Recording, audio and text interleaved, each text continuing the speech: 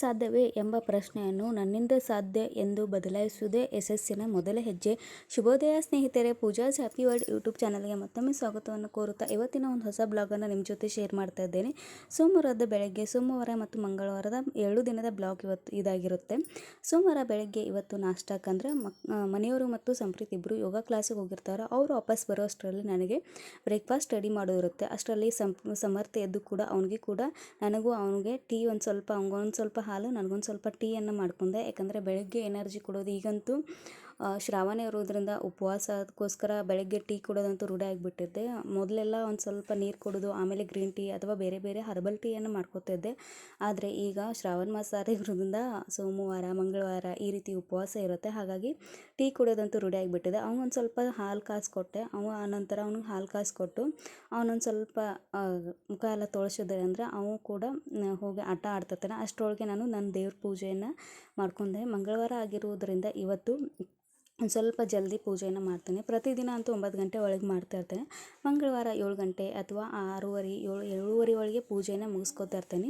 ಅವ್ರು ಬಂದ ಕೂಡಲೇ ಅವರಿಗೆ ನಾಷ್ಟಕ್ಕೆ ರೆಡಿ ಮಾಡೋದಿತ್ತು. ಹಾಗಾಗಿ ನಾಷ್ಟ ಕೂಡ ರೆಡಿ ಮಾಡ್ತಾ ಇದ್ದೆ. ಅದ್ರ ಜೊತೆಗೆ ಈ ದೇವ್ರ ಪೂಜೆಯನ್ನು ಮುಗಿಸ್ಕೊಂಡು, ನಮ್ಮ ಮನೆಯಲ್ಲಿ ಚಿಕ್ಕ ಮಕ್ಕಳಿದ್ದರೆ ಅವ್ರನ್ನ ಹಿಡ್ಕೊಂಡು ಕೆಲಸ ಮಾಡೋದಿದೆಯಲ್ಲ ಒಂದು ದೊಡ್ಡ ಟಾಸ್ಕ್ ಆಗಿಬಿಡುತ್ತೆ. ಯಾಕಂದರೆ ಮನೆಯಲ್ಲಿ ಹೆಲ್ಪ್ ಮಾಡೋರಿದ್ದರೆ ಬೇಗ ಬೇಗ ಜಲ್ದಿ ಆಗುತ್ತೆ. ಆದರೆ ಹೆಲ್ಪ್ ಮಾಡೋರು ಯಾರೂ ಇಲ್ಲ ಅಂದರೆ ಚಿಕ್ಕ ಮಕ್ಕಳು ಇಟ್ಕೊಂಡು ಒಂದು ಸ್ವಲ್ಪ ಕೆಲಸ ಲೇಟ್ ಆಗುತ್ತೆ. ಹಾಗಾಗಿ ರಾತ್ರಿನೇ ನಾವು ರೆಡಿ ಮಾಡಿ ಇಟ್ಕೊಂಡ್ರೆ ಒಂದು ಸ್ವಲ್ಪ ಈಸಿ ಆಗುತ್ತೆ. ಇವತ್ತು ನಾವು ದೋಸೆಗೋಸ್ಕರ ಕೆಂಪು ಚಟ್ನಿಯನ್ನು ಮಾಡ್ಕೊತಾ ಇದ್ದೆ. ಒಂದು ಈರುಳ್ಳಿ, ಒಂದು 2 ಸ್ಪೂನ್ ಆಗೋಷ್ಟು ಶೇಂಗಾ, ಅದಕ್ಕೆ ಒಂದು ಸ್ವಲ್ಪ ಜೀರಿಗೆ ಮತ್ತು ಒಂದು ಅರ್ಧ ಇಂಚಷ್ಟು ಶುಂಠಿ, ಆಮೇಲೆ ಒಂದು 2 ಬೆಳ್ಳುಳ್ಳಿ ಹಾಕಿ ಹುರ್ಕೋಬೇಕು ಚೆನ್ನಾಗಿ. ಆಮೇಲೆ ಅದನ್ನು ಮಿಕ್ಸಿ ಬೌಲ್ಗೆ ಒಂದು ಸ್ವಲ್ಪ ಖಾರ, ಬೆಲ್ಲ, ಆಮೇಲೆ ಉಪ್ಪು, ಒಂದು ಸ್ವಲ್ಪ ಕೊತ್ತಂಬರಿ ಹಾಕಿ ಚೆನ್ನಾಗಿ ರುಬ್ಕೊಂಡ್ರೆ ನಮ್ಮ ಕೆಂಪು ಚಟ್ನಿ ರೆಡಿ ಆಗುತ್ತೆ. ಅದ್ರ ಜೊತೆಗೆ ನಾನು ಇವತ್ತು ಬಟಾಟೆ ಬಾಜಿಯನ್ನು ಮಾಡ್ತಿದ್ದೆ. ದೋಸೆ ಅಂದರೆ ಬಟಾಟೆ ಬಾಜಿ ಬೇಕೇ ಬೇಕು.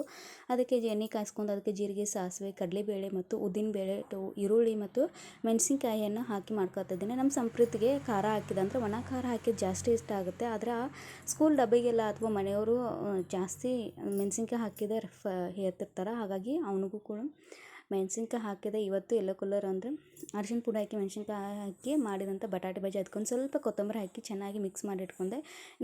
ನಾಷ್ಟಕ್ಕೆಲ್ಲ ರೆಡಿ ಆಯಿತು. ಕೆಂಪು ಚಟ್ನಿ ಕೂಡ ಇಲ್ಲಿ ಮಿಕ್ಸರ್ಗೆ ಹಾಕ್ತಾ ಇದ್ದೀನಿ. ಇದು ರೆಡಿ ಆಯ್ತಂದರೆ ಇನ್ನು ಬಿಸಿ ಬಿಸಿ ಮಸಾಲೆ ದೋಸೆಯನ್ನು ಮಾಡಿಕೊಡ್ಬೇಕು. ನನಗೂ ನಮ್ಮ ಮನೆಯವ್ರಿಗೆ ಪ್ಲೇನ್ ದೋಸೆ ಇಷ್ಟ ಆಗುತ್ತೆ, ಮಸಾಲೆ ದೋಸೆ ಇಷ್ಟಪಡಲ್ಲ. ಹಾಗಾಗಿ ನಾನು ಕೂಡ ಇಲ್ಲಿ ನೋಡಿ ದೋಸೆ ಹಿಟ್ಟು ಇದಕ್ಕೆ ಚೆಂದಾಗಿ ಉಬ್ಕೋದಿದ್ದೆ. ಈ ದೋಸೆ ಹಿಟ್ಟು ಏನಿದೆ ಮನೆಯಲ್ಲೇ ನಾವು ಹೋಟೆಲ್ ಥರ ಯಾವ ರೀತಿ ಕ್ರಿಸ್ಪಿಯಾಗಿ ದೋಸೆ ಬರುತ್ತಲ್ಲ, ಅದೇ ರೀತಿ ಈ ದೋಸೆ ಕೂಡ ನಾವು ಮನೆಯಲ್ಲೇ ಮಾಡ್ಕೋಬೋದು. ಇಲ್ಲಿ ಆ ದೋಸೆ ಚಟ್ನಿ ಎಲ್ಲ ರೆಡಿ ಮಾಡ್ಕೊಂಡು ಇವರಿಬ್ಬರು, ನಮ್ಮ ಸಂಪ್ರೀತ, ನಮ್ಮ ಸಮರ್ಥನೆ ಇಬ್ಬರೂ ಕೂಡ ಜಳಕ ಮಾಡಿ ತಾನೇ ರೆಡಿ ಆಗಿಬಿಟ್ಟ. ಇಲ್ಲಿ ನೋಡಿ ಯಾವ ರೀತಿ ಮೊಬೈಲ್ ಮುಂದೆ ಬಂದು ಇದು ಮಾಡ್ತಾ ಇದ್ದಾರೆ. ಇವ್ರನ್ನ ರೆಡಿ ಮಾಡೋಷ್ಟರಲ್ಲೇ ಫುಲ್ ಸಾಕಾಗೋಗ್ಬಿಟ್ಟುತ್ತೆ. ಯಾಕಂದರೆ ನೀವು ಎಲ್ಲಿ ಸ್ಕೂಲಿಗೆ ಹೋಗೋದಿರಲ್ಲ ಏನಿರಲ್ಲ, ಆದರೆ ಅವ್ರ ಅಣ್ಣನ ಜೊತೆ ರೆಡಿ ಆಗಿಬಿಡ್ತಾನೆ. ಹಾಗಾಗಿ ಇರಲಿ ಬಿಡು, ಯಾಕೆ ಕಳಿಸೋದಂತ ಹೇಳಿ ಅವನು ಕೂಡ ರೆಡಿ ಮಾಡ್ತಾ ಇದ್ದೀನಿ. ಇಬ್ಬರನ್ನೂ ರೆಡಿ ಮಾಡಿ ಅವರು ಕೂಡ ದೇವ್ರಿಗೆ ನಮಸ್ಕಾರ ಮಾಡ್ತಾರೆ. ಅಷ್ಟರಲ್ಲಿ ಅವರಿಗೆ ಬ್ರೇಕ್ಫಾಸ್ಟನ್ನು ರೆಡಿ ಮಾಡ್ತಾ ಇದ್ದೇನೆ. ಮೊದಲನೇದಾಗಿ ದೋಸೆಯನ್ನು ಹಾಕ್ಕೊಂಡು ಅದರ ಮೇಲೆ ಒಂದು ಸ್ವಲ್ಪ ಬೆಣ್ಣೆಯನ್ನು ಹಾಕ್ತಾ ಇದ್ದೇನೆ. ಯಾಕಂದರೆ ಮಸಾಲೆ ದೋಸೆ ಅಂದರೆ ಬೆಣ್ಣೆ ಅಂತೂ ಬೇಕೇ ಬೇಕು.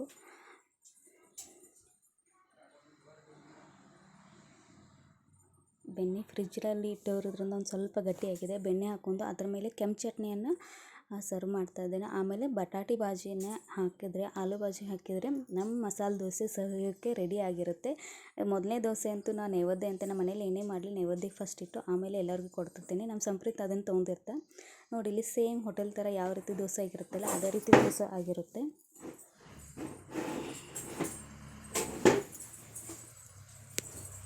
ಈ ರೀತಿ ಮಸಾಲೆ ದೋಸೆಯನ್ನು ಮಾಡಿಕೊಟ್ಟೆ. ಅವನು ನೈವೇದ್ಯ ಇಟ್ಟು ಅವನು ಕೂಡ ದೇವ್ರ ಪೂಜೆಯನ್ನು ಮಾಡ್ಕೊಂಡ. ಅವಾಗೊಂದು ರೀತಿ ಸಣ್ಣ ಶ್ಲೋಕಗಳನ್ನ ಹೇಳ್ಕೊಟ್ಟಿದ್ದೆ. ಅಂದರೆ ಗಣಪತಿ ಆಗಲಿ ಅಥವಾ ಗುರು ಬ್ರಹ್ಮ ಗುರು ವಿಷ್ಣು ಈ ರೀತಿ ಒಂದು ಸಣ್ಣ ಶ್ಲೋಕಗಳನ್ನ ಪ್ರತಿದಿನ ಹೇಳ್ತಾ ಇರ್ತಾನೆ. ಈಗಿಂದ ಮಕ್ಕಳಿಗೆ ಆಧ್ಯಾತ್ಮಿಕವಾಗಿ ಒಂದು ಸ್ವಲ್ಪ ರೆಡಿ ಮಾಡಿದರೆ ಅವ್ರು ಮೆಂಟಲಿ ಒಂದು ಸ್ವಲ್ಪ ಸ್ಟ್ರಾಂಗ್ ಇರ್ತಾರೆ ಅನ್ನೋ ಒಂದು ಉದ್ದೇಶದಿಂದ ಈ ನಂತರ ಇವನು ಬ್ರೇಕ್ಫಾಸ್ಟ್ ಎಲ್ಲ ಮಾಡಿ ಎಲ್ಲ ಸ್ಕೂಲಿಗೆ ರೆಡಿಯಾಗಿ ಇವನು ಇನ್ನೂ ಮಮ್ಮಿ ಹೋಮ್ವರ್ಕ್ ಇದೆ ಅಂತ ಹೋಮ್ವರ್ಕನ್ನು ಮಾಡ್ತಾ ಇದ್ದಾನೆ.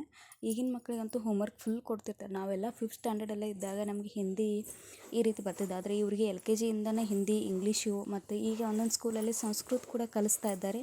ಮಕ್ಕಳು ನೋಡಿ ಒಂದೊಂದು ಸಲ ಪಾಪ ಹೆವಿ ಹೋಮ್ವರ್ಕ್ ನೋಡಿ ಬೇಜಾರು ಅನಿಸ್ಬಿಡುತ್ತೆ. ಇದು ಮಂಗಳವಾರದ, ಯಾಕಂದರೆ ಅವ್ರ ಸ್ಕೂಲಲ್ಲಿ ಫ್ಯಾನ್ಸಿ ಡ್ರೆಸ್ ಕಾಂಪಿಟೇಷನ್ ಇತ್ತು. ಹಾಗಾಗಿ ಈ ಬೇರೆ ಬೇರೆ ಮಾಡೋದಕ್ಕಿಂತ ಒಂದು ರೀತಿ ಮೆಸೇಜ್ ಕೊಡುವಂಥ ಒಂದು ಫ್ಯಾನ್ಸಿ ಡ್ರೆಸ್ಸನ್ನು ಮಾಡಬೇಕನ್ನೋ ಒಂದು ಉದ್ದೇಶದಿಂದ. ಈಗಂತೂ ಸದ್ಯ ಎಲ್ಲಿ ನೋಡ್ದಲ್ಲೇ ಬರೀ ಆಕ್ಸಿಡೆಂಟಾಗಿ ಕೇಳ್ತಾ ಇದ್ದೇವೆ. ಹಾಗಾಗಿ ತಲೆಯಲ್ಲಿ ಬಂತು, ಈಗ ಯಾಕೆ ನಾವು ಟ್ರಾಫಿಕ್ ಸಿಗ್ನಲ್ನ ಒಂದು ವಿಷಯನ ಆಯ್ಕೋಬಾರ್ದು ಅಂತ.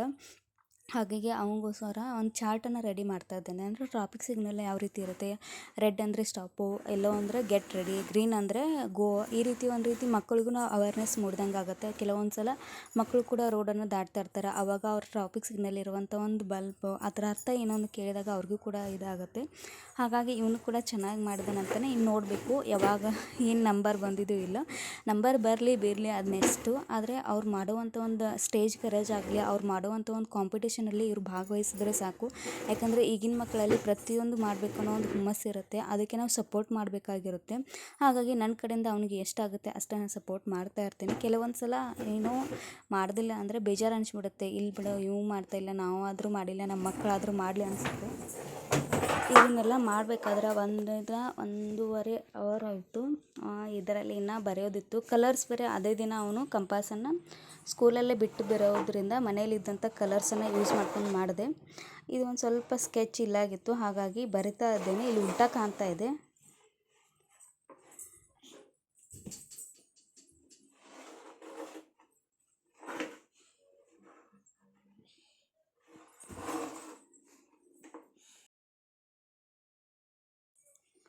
ಇದೊಂದು ಸ್ವಲ್ಪ ಎಲ್ಲ ಸ್ಟಾಪು, ಗೆಟ್, ವೇಟು, ಗೋ ಅನ್ನೋದನ್ನು ಸಿಗ್ನಲ್ ಏನಿರುತ್ತಲ್ಲ ಅದನ್ನು ಬರ್ತಾ ಇದ್ದೇನೆ. ಇನ್ನೇನು ಮತ್ತು ಕೃಷ್ಣ ಜನ್ಮಾಷ್ಟಮಿಗೆ ಕೃಷ್ಣನ ಮಾಡಿ ಕಳಿಸತ್ತೆ ಹೇಳ್ತಾ ಇರ್ತಾರೆ. ಹೋದ ಸಲನೂ ಅವನು ನಮ್ಮ ಮನೆಯಲ್ಲಿರುವಂಥ ವಸ್ತುಗಳನ್ನ ಕೃಷ್ಣ ಮಾಡಬೇಕು.